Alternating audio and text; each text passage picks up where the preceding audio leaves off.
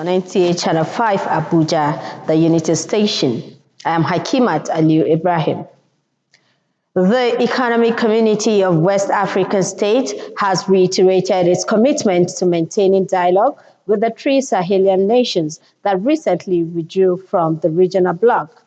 This stance was emphasized by ECOWAS Commission President Omar Aliu Torre during a press briefing following the conclusion of the 67th ordinary session of the Authority of Heads of State and Government.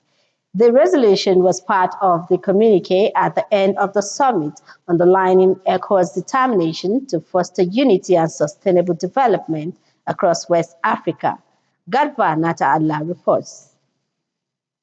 The takeaways at the 67th ordinary session of the community concluded with decisive resolutions aimed at strengthening regional integration, security, and democratic governance. Some of the notable outcomes include enhancing trade by revising grey areas, from completion of projects in energy, infrastructure development, settlement of financial dues by member states, to adoption of reports by the ECOWAS Council of Ministers, among other issues. The bloc also maintained that doors of negotiation with Mali, Burkina Faso, and Niger remains open, while commending efforts of Senegal's president in mediation, as well as presidents of Togo and Ghana. With regard to trade, meaning we will continue to trade as West Africa. With regard to the movement of people, we will continue to enjoy the free movement of people. Although they are out of ECOWAS, citizens holding passports from these countries bearing ECOWAS logos will continue to be treated as valid documents. And we have the freedom to move to either side of the across the region. We can settle anywhere across the region.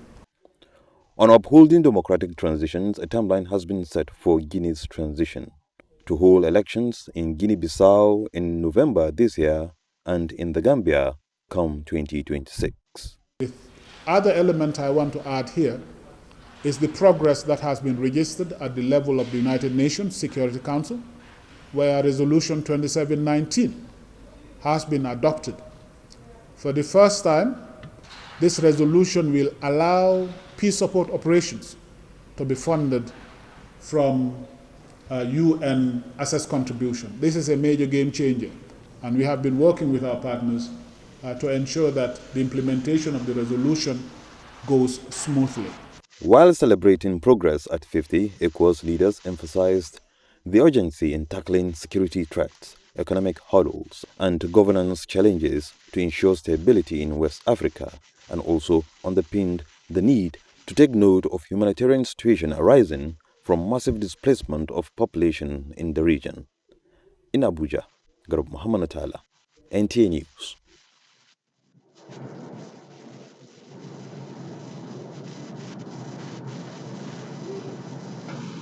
President Julius Maada Bio of Sierra Leone as the new chairman of the ECOWAS Authority of Heads of State and Government, taking over from President Bola Tinubu, who held the position for 2 terms. The handing over was at the 67th ordinary session of the authority in Abuja. State House correspondent Musbah Danwahab reports.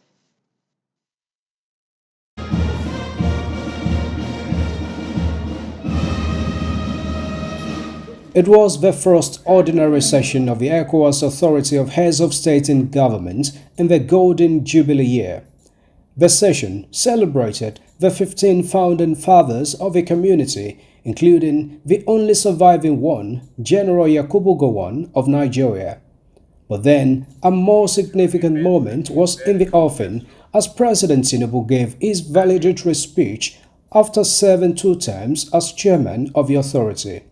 He highlighted achievements under his watch, but recognized the lingering challenges, which include security threats and political transition, as he called on member states not to lose guard on the issues. I remain confident that with the continued cooperation of all its members, ECOWAS will scale over greater heights in our collective pursuit of peace, security, stability, and prosperity for our people and for our region. And then President Tinubu was elected chairman of the authority in Guinea-Bissau barely a month after he became the president of Nigeria and returned for the second term last July, finally hands over as the authority elected President Julius Maada Bio of Sierra Leone as the new chairman. Thank you for your experience and leadership. And the new helmsman, who commended his predecessor for his service in the past 2 years, appreciated the long-standing challenges and the evolving ones, including terrorism, transitional crimes, food shortage, and climate change. But he put forward 4 priority areas to tackle the challenges. These include restoring constitutional order and deepening democracy, revitalization of regional security cooperation, unlocking economic integration, and building institutional credibility. ECOWAS must reform itself and become more transparent, efficient, and responsive to its people's needs. This is how we will rebuild the trust in regional cooperation. I believe West Africa's future is not one of decline, but of possibility, if we act with courage, urgency, unity, and moral clarity. The new chairman has a 1-year initial term. In Abuja, Musbal Nanwahab, NTA News. The All Progressive Congress chairman, Abdullahi Umar Ganduje, has been commended for his outstanding efforts in uniting the party across the country, particularly in the Federal Capital Territory. This praise comes as stakeholders gear up for the forthcoming Area Council delegate election.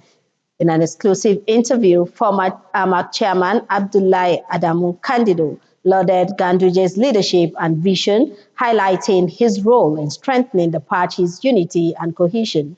As the delegate election approaches, Kandido's endorsement underscores the significance of Ganduje's efforts in shaping the party's future. Rosemary Mortalembele reports.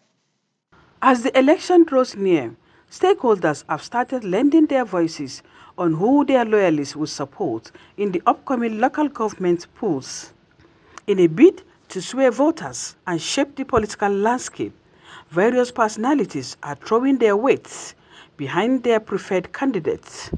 In an exclusive interview with correspondent Abdullahi Adamu Kandido, the immediate past AMAC chairman and Monday secretary, Transport Secretarial FCT, as well as publisher of Aso Mirror newspaper, shared his insights on the state of the election with his wealth of experience and deep understanding of the area council. For me, anyone who loses election shouldn't take it as having lost. He should see it as having contested and participated. But whoever wins should also, receive the winning in good sportsmanship so that everyone who participated is carried along.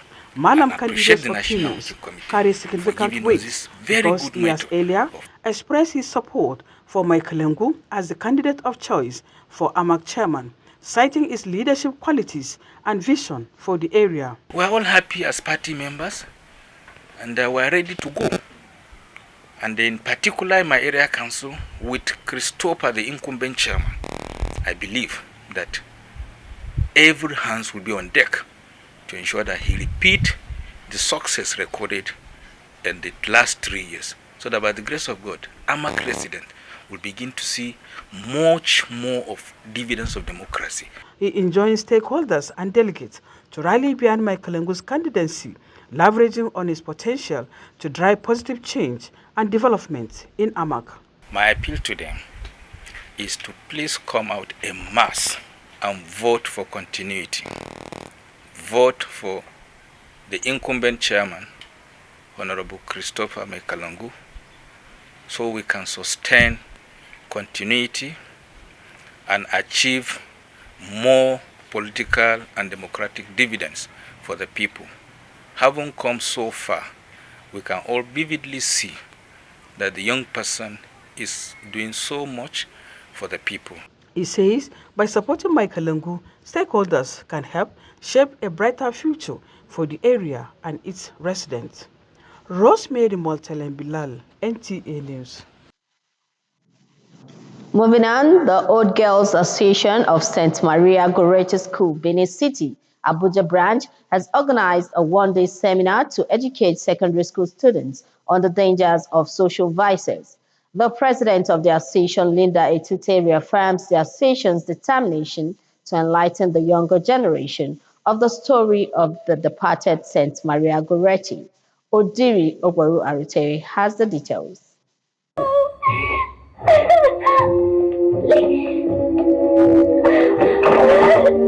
That literary piece portrays the story of St. Maria Goretti, an Italian young girl best known for her commitment to purity and the courageous defense of her faith at the young age of 11 that made her willing to undergo death rather being abused. President, Old Girls Association of St. Maria Goretti Girls Grammar School, Benin City, Edo State, Linda Etute, and members of the association, who are now mothers and captains of industries, converged on St. Aloysius Secondary School, Garki, to create awareness on issues affecting young people in society, such as drug abuse, prostitution, cybercrimes, among other social vices. Join the government to fight vices and all whatnot our young ones are into.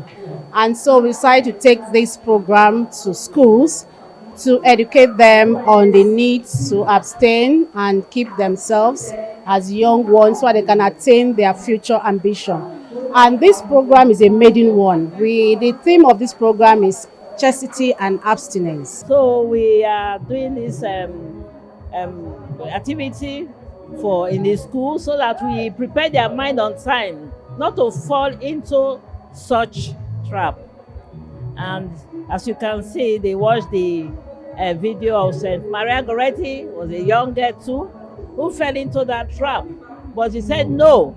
Speakers at the event took turns to talk to the students on how to be good ambassadors of the country. It's very important for us to pass this information to these youth, these young students, about how to protect themselves, to be aware of their rights, their information against being abused, because there's a lot of predators, sexual predators in the society now. So I understood more better about forgiveness, just forgiving the guy that abused her. She was remembered, she spread so many messages. It was just really entertaining, and I'm sure my fellow students also felt something that way too. The alumni is commemorating the global event of St. Maria Goretti Day ahead of July 6, 2025. In Abuja, Odiri Ogboru Arutere, NTA News.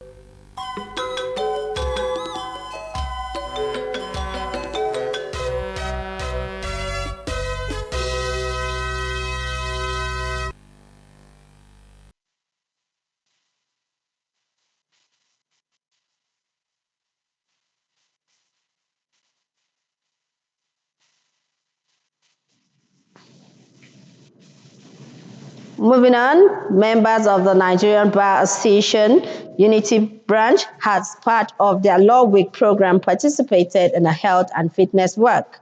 This, the lawyer says, will surely guarantee sound mind for efficient and productive law practice. Abdullahi Ajia reports on the 6 kilometers walk around Abuja, the city center. Under inclement weather, the health and fitness walk commenced with aerobics that prepared the lawyers for the 6 kilometers walk, executed with a phone-less trace from the FCT High Court through major streets of Maitama to Wuse 2 and terminating at the start point. It's for our health, mental and physical health, and I'm glad that members are able to go full hog. It's not just a law week, it's a week where members are trained in different areas. The practice of law is very stressful and demanding. So we try as much as possible to make our members create the awareness of the need to balance your practice and your health. It's good. It's